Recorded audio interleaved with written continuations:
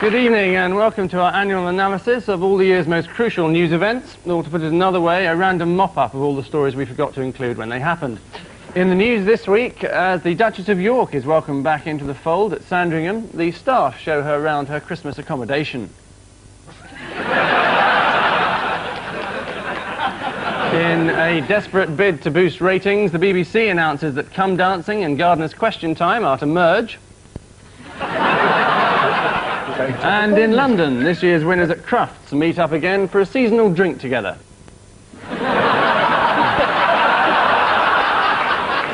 On Ian Hislop's team this week, a man who was born in Cardiff but moved to Essex when he was 6 months old. He's quoted as saying, "All I can remember about Wales is a lot of cold meat and salad cream."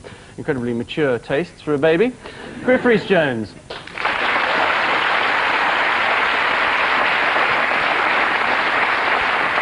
And with Paul Merton this week, a pop star who once admitted to a rock journalist that he was no Michael Jackson. I'm sure that'll come as a relief to his lawyers. Paul Geldof.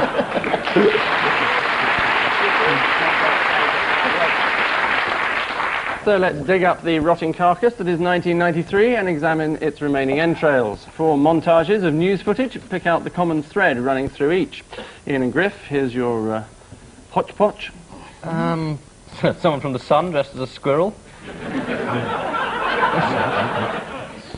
Prince Charles talking to Rhys for a change, for some reason. This must be... Sorry, Ian, you were talking about this, weren't you? Because this is your subject, isn't it? What? The royal family. I am a bit of a monarchist. You were probably one of those people who's responsible for those poor people's marriage going on the rocks, I should think. Yes, what, I'm Camilla Parker Bowles, am I?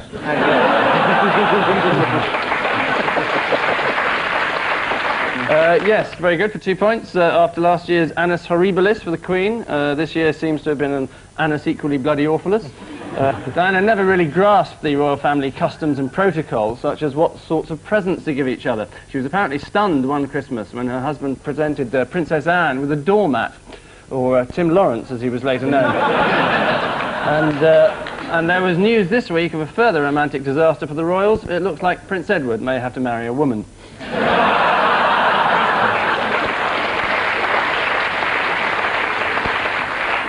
Paul and Bob, here's your bunch of zany funsters. It's where you signed a visitor's book, and Nelson Mandela with his FA Cup winners medal. And some other people, suits. Can you be slightly less precise? Yes, it's a bunch of antelopes playing Scrabble. It's peace initiatives, isn't it? That haven't really happened. The piece that hasn't really happened. The PLO are still fighting the Israelis. Sinn Féin have yet to agree to anything. And who are the other lot? Nelson Mandela. Still fighting? They won a prize there for hating each other. But they've had a lot of meetings in big rooms, haven't they? All these the meetings nice take place in tables. big rooms. And Nice they tables. I mean, that's so much of the negotiations is what sort of table is it going to be, how big's the room going to be, where am I sitting, I don't want to sit on the end because by the time it comes round to me everybody's nodded off. There's all this kind of stuff to go on, you know. But they agree, like... I had no idea. You don't know about these things? No, You've got the answers never written read down that. there. Surely you can help us out. It doesn't mention anything, It doesn't mention anything about the meetings in big rooms, rooms, the huge I'm rooms. afraid. Oh, dear. Judging by what Agnes is wearing, he thought he was doing Come Dancing tonight. Oh, I don't know what you thought you were doing. Seaside special, I think. Anyway, yes, it was the rather alarming instances of peace which this year have broken out all over. Only weeks ago, Sir Patrick Mayhew admitted that talks with the IRA were going on, but he was at pains to stress that no ministers had been involved, only, as he put it, certain personalities. Like who? Ulrika Johnson, Christopher Biggins, F.W. de Klerk and Nelson Mandela won the Nobel Peace Prize. In the past, it's been awarded to the murderous North Vietnamese and to Henry Kissinger, who organised the bombing of Cambodia. Now it goes to one man who condoned apartheid for 20 years and another whose party put blazing tyres around Zulu necks. What a pity Attila the Hun isn't still around, or maybe a hot contender. Ian and Griff, more fun and games for you. Right, OK. Oh, it's a big room! So we're definitely in the right territory. Yes, and it's another peace conference. It must be because there's Cyrus. And there's Bob, what's his name, the Rogering Major, who... we're in the... there's a blue helmet. Look at that, there's Jim Davidson entertaining the troops in a beer thing there. So we're in Bosnia. As far as I know, they sent David Owen, who was not managed to do anything right ever in his career, as far as I can tell. I mean, he had a party, didn't he? And that didn't really get... No one went. No one went. Then the Sun thought that the people were starving there, so they sent a bear for them to eat. Nearly 2 years ago, Douglas Hurd said, when night after night people see on television destruction and massacre, they expect the government to take some sensible action. And who knows, one day maybe it will. The public face of the British Army in Bosnia was Colonel Bob Stewart, whose men provided what he described as an armoured taxi service. So you'd hear them saying, I'm not going south of Dubrovnik this time of night. Had that Slobodan Milosevic in the back of my cab the other night. Paul and Bob, more golden memories for you. Grand National. A failed attempt to strangle many horses with a piece of rope. San Marino. There we go, lovely. It gets better every time, that one. Thank you. Nigel Short. Well, this is a catalogue of British disasters, isn't it? Apart from Nigel, who came second.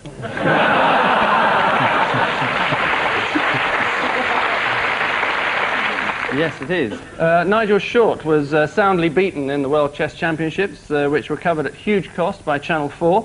The coverage included something called Predict a Move, a phone-in competition to guess Short's next move. Unfortunately, it was won by Kasparov every time. And the Grand National was a total shambles, failing to take place at all. The Daily Mirror offered to help rerun the race by donating £100,000. Well, why not? It was only end up being wasted on pensioners. Which catalogue of Christmas disasters bring us stuttering to the end of this false start, and the seasonal tidings are that both sides are equally stuffed, Ian and Griff and Paul and Bob enjoying a fulsome 4.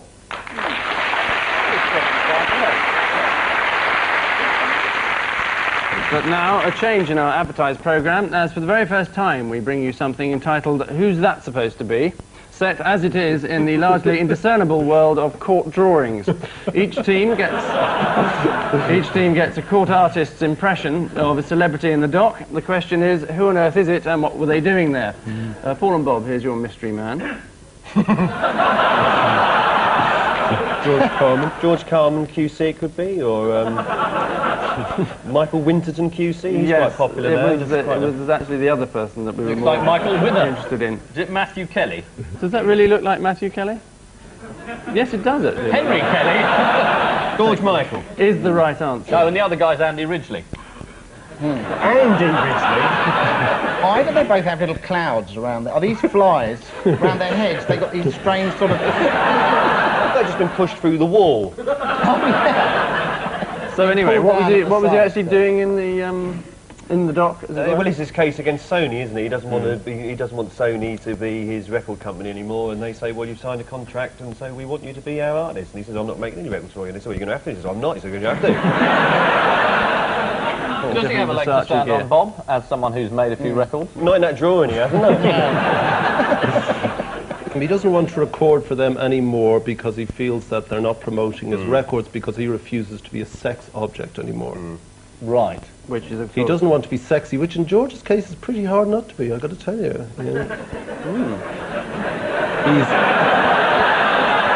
It is George Michael's lawsuit against his record company Sony.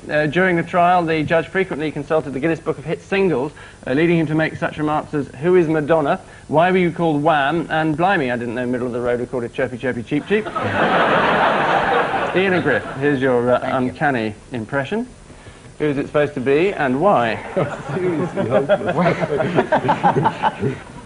Could be anyone, couldn't it, really? Yes. Is that Princess Diana? Is that George Michael without his beard? It's double free. Is it Claire Latimer? Oh, Merton, deliberately going for the unfunny point winner. And what's even more irritating, getting it as well. Yes, Well, I it is. don't mind. What was she doing in the dock? Well, this was the libel that she had an affair with John Major, brought against, was it Scallywag magazine? And the New Statesman. And I thought the other story was going to come out. We were hoping for the real story. The Ballum story. Yeah, I'm afraid that one's about what as true does as that one. John Major's She's been having got a an affair halo with too, Ballon. look. Yes, it is John Major and Claire Latimer libel action after a New Statesman article which published a number of rumours about the Prime Minister, the main one concerning Claire Latimer herself, who's quoted as saying, "I'm fascinated by politics, and I would love to turn up with a wonderful idea for how to stop the recession. But it's bloody difficult, isn't it?" It is. Now we know who she's writes right his wrong. speeches. Claire Latimer works out 4 times a month. No need to work it out, it's once a week. And as to her private life, she says that she's not really one to be tied down. No wonder she didn't get on with Norman Lamont. The New Statesman also printed the suggestion that Major was the Tory MP who Justin Fashanu, the gay black footballer, had an affair with. Well, that's ridiculous. Everyone knows that wasn't Major, it was Peter. Which legal niceties conclude our round of amusing sketches, and the scores at the end of that round will be added to the scores at the end of our next round, as usual. But for now, our old favourite, and with the emphasis very much on the old, as we welcome our infamous What Happened Next round. Paul and Bob. Like panda walking around. Yes. Spotted. Ted Heath. Oh, the panda's got to have a go at him, hasn't he? Or got to pull his jacket off or something. What actually happened was Sir Edward Heath flew in and the panda was released.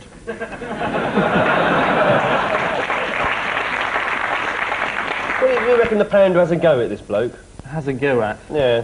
He tries to sort of enjoy sexual union. They're notoriously unsuccessful, aren't they? Yeah. Shagging. Yeah. Okay. They go for that's the thing about pandas, they go for anything apart from another panda. In All this right. case, an anorak. Well, let's have a look. He's going to shag him. Yeah. He is. Yeah. That's a point. Yeah. Right, it's Julian Clary.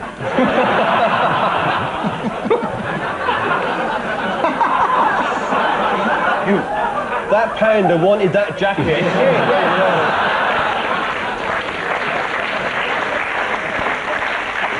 Walks Well, into it's just Levi's are more valuable than hard currency. walks into the cage Even the with panda other knows pandas, that. and the other panda say, "Where'd you get that?" "Oh, just something I picked up somewhere." Do you think it's really me? Yes, it is the story of Pan Pan. It virtually devoured its victim in an attempt to get at his denim jacket. Plans are now underway by music lovers to introduce Pan Pan to members of status quo. Ian and Griff, a moment of heightened drama for you. What then? The International Olympic Committee wishes to thank the 5 leading cities. Well, if you can see, the panda's actually there. Pan Pan has sold the jacket.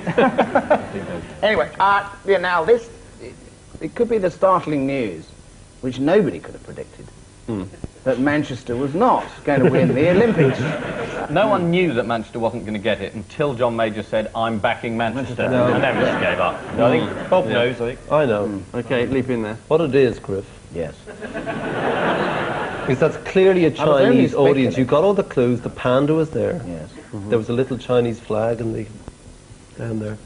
And when it was announced that Peking hadn't got the games, they went spare. And released pandas into the crowd. Well, Especially denim trapping panda. yes, well, you're virtually right. But let's have a look. This is film taken from Chinese television, in which, walk unable to speak English, the delegates simply assume that the first name mentioned is the winner. The International Olympic Committee wishes to thank the 5 leading cities: Beijing,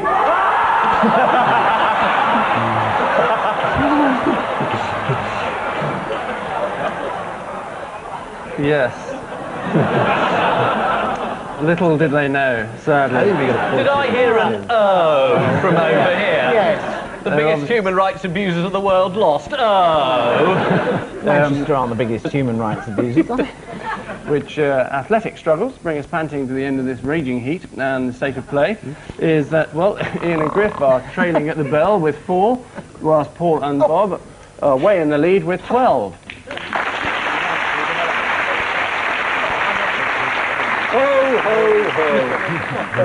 12-4. That's the score, Ian. You're losing. 12? 8 points behind. And we haven't even come to the final round, which Paul always wins, we know. So let's plunge headlong into the Christmas pudding and extract the gleaming sixpence that is our Yuletide odd one out round. 4 tasty stocking fillers. Which one is the Frank Boff? Paul. 4 what can only be described as reindeer for you. Donder. Donder, yes. Dasher. Dasher. Rudolph. And Blitzen. They're very alike, aren't they? Very alike. So you've caught them all in the same kind of reflective mood. Same. Just same as well bit as of well that hillside. court artist, otherwise I think they were giraffes or something. Well, Donder, Dash and Blitzen and all those 3 are like part of the old tradition of Father Christmas's helpers and stuff. They're part of the, is it German, the poem or whatever. And Rudolph is a interloper. He's like a newer addition to the whole sort of fable. Rudolph the Red-Nosed Reindeer is a more modern creation than the other 3. This is astonishing because it's completely right. The other... Oh, God.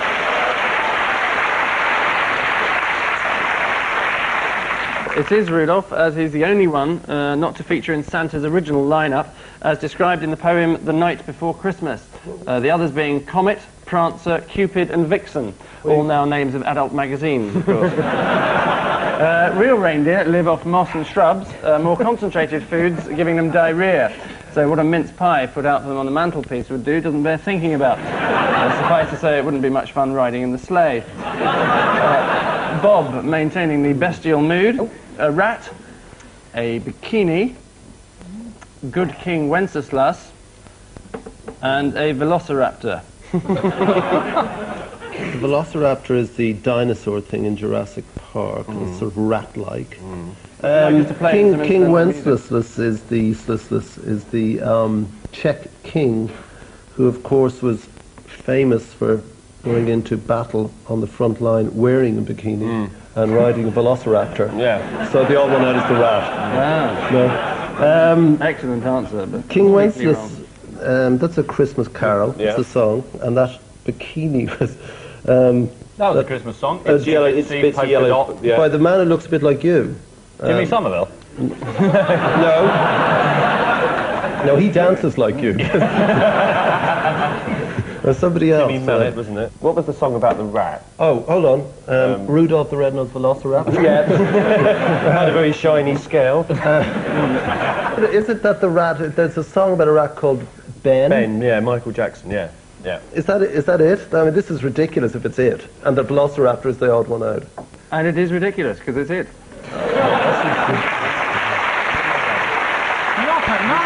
We got that.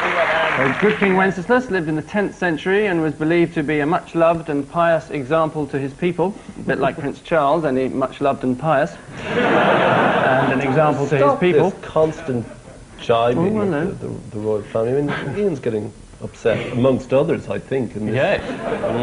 Well, there's not a lot I mean, of it's the support. entire... He attacks, and they'll be lining up for his OBE in a few years. Oh, thank you, ma'am. Yes, thank you. Yes. For services to satirising the royal family. Of course, yeah. I think you might get there first, actually. Oh, no, I'm just pouring up the arse at the moment. Thank you very much. Live on television. He's got a knighthood already, he doesn't need to crawl anymore. With the new People's Honours, I mean, Angus might be in their moustache. Obi for moustache growing, I mean, you know. Is that a moustache in your upper lip? Not Because mine really, has no. grown out nice and big and fluffy. Can you get yours to stick up on end like... I certainly can. Yeah, thank you. I'm just saying I can actually... That's why he doesn't need a well, you know, I don't want to be the Which panto are you two appearing in? Yes, well, there we are. And Michael Jackson recorded Ben Ode to a Rat in 1972, which featured these immortal lines. If you ever look behind and don't like what there's something you got a place to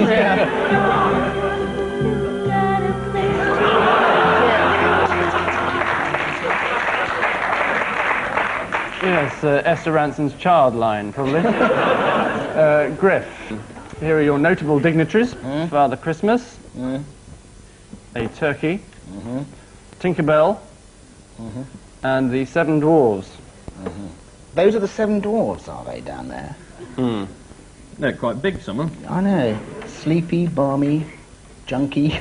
Who's dying? You can eat them all. You can eat the Seven Dwarfs. You can eat Tinkerbell, and you can eat the turkey, but you shouldn't eat Santa Claus. If he does give you a mince pie. Yes, the word straws and clutching immediately. Yeah, I see. Is this something to do with sort of like PC? Is this sort of like the Seven PC Dwarfs can't be called dwarfs? They're persons of restricted growth. Some political group that wants to ban Father Christmas and have Mother Christmas. That's Birmingham, isn't it? Birmingham, is it? And you can't talk about It's a fairies really anymore. left one, is it? Oh, you can't have fairies on the Christmas tree. Is that that's right? right. Yeah, and so the turkey's the odd one out. Because you can. Very good at this game, isn't he? Yes, it is 2 points. Oh absolutely no! right. Oh, it's a disaster.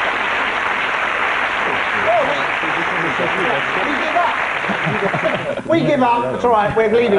Finished. The game's over. I think you could theoretically still win. Yes. But, you What, have if to you go- Point out cheated we a are bit. the British team. Nigel Short. Finally, in this round, Ian, 4 familiar faces for you. Lord Lucan, Oh, he's got a moustache. well spotted. Glenn Miller, He hasn't. Shergar, He's got one. and Santa. He's got a beard as well. Have some points, please. No.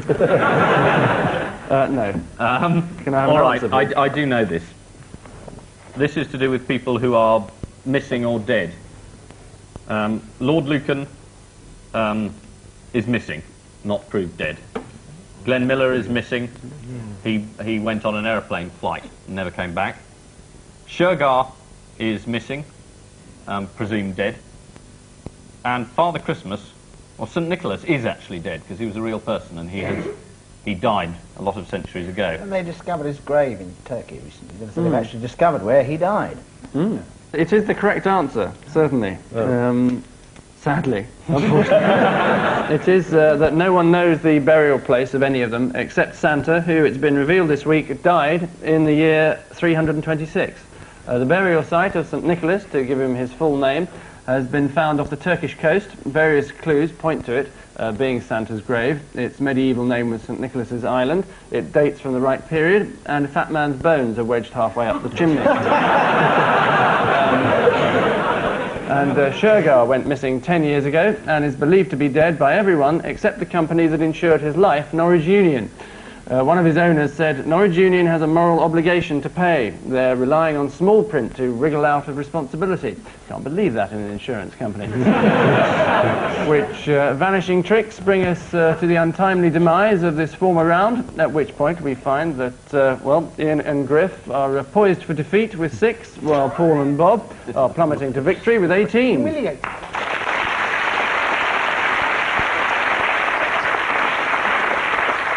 And so we surrender to the limpet tentacles of our final missing words round. 2 bunches of incomplete riddles taken from the year's front pages, interspersed as ever by an unspecified number from our guest publication, which in typically seasonal mood is this week Big Ones Monthly. So,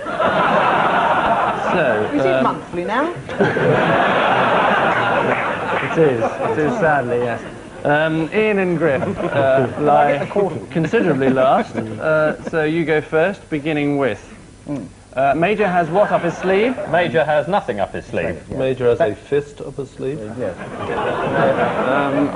elbow and part of a forearm up his sleeve. Major has underpants up his sleeve. He put them on wrong. Trump card. All these Trump are card. very likely, but the actual answer is planned for Ulster. Next, women's entire what vanishes? Bottom. Entire face vanishes, in addition of big uns. Is it sexual drive or something like that? Not unless her front lawn was a sexual drive. It's a kind of lawnmower. Next, Diana back on what? Diana back on Noel's house party. Diana back on speed. Television Is immediately. it the Dateline computer? Solids. Board? Back on board. Well, telly is the nearest. I'll give you 2 for that. Her stage is the answer. And lastly, Group 4 to concentrate on what? Group 4 to concentrate on organising piss-ups in breweries. Easier escape route? Starting the Grand National. None of these Not things. letting Security. prisoners go. Security, that's an interesting idea, isn't it? Prisons. Hampstead Heath. I'll give you 1 for security. The answer is guarding businesses. I'll give you 1 for security. Paul and Bob, you're on with only 9 points in it. Who is the world's sexiest woman? Madonna, with James. No, look, Kim Basinger? No, it's too long. Camilla Parker Bowles. No, it's far more extraordinary than Jimmy that. Somerville? It's even... Barbara Cartland. Is this the big one's monthly headline? Yeah. Oh, I know. Paul's wife. Is not true. I can vouch for that. I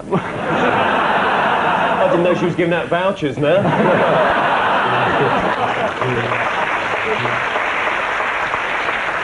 Minnie Mouse. Is not right. Vance Foster But says Hillary Clinton Margaret is. Thatcher is. That's silly. According to dear. a Japanese survey who puts her above Brooke Shields, Michelle Pfeiffer and Sharon Stone. So there we are. The next. Clinton said oral sex was what? Great. Is it all talk?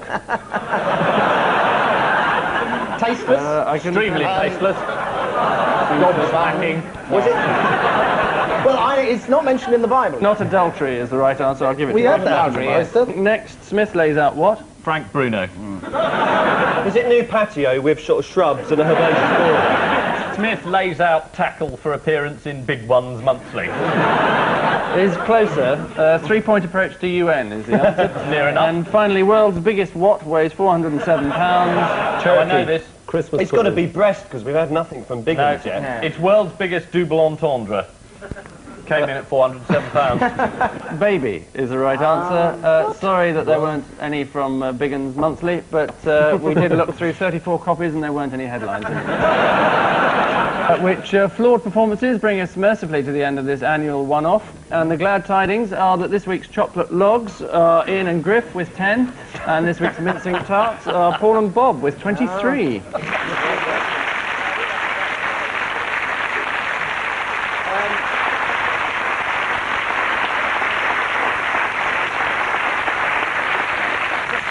Can I go now? Not yet. No. Not yet. We've just got another half hour to do. 23-10. Paul just said that's probably the highest score. I think it's the biggest winning margin, I think. Yeah. I should point out that my advisors said to me, look, the key to this programme is clearly wearing a shirt that makes you look like an idiot. So I tried it and I still And you look like an idiot, still yeah. So, peace to our winners, this team peace on our losers. And I leave you with news that after extensive trials, scientists are disappointed by results of the long-awaited charisma drug. London Transport launches a new space-saving idea for crowded buses. And at the end of another miserable year, the Prince of Wales refutes suggestions that his evenings are empty without Diana. Merry Christmas.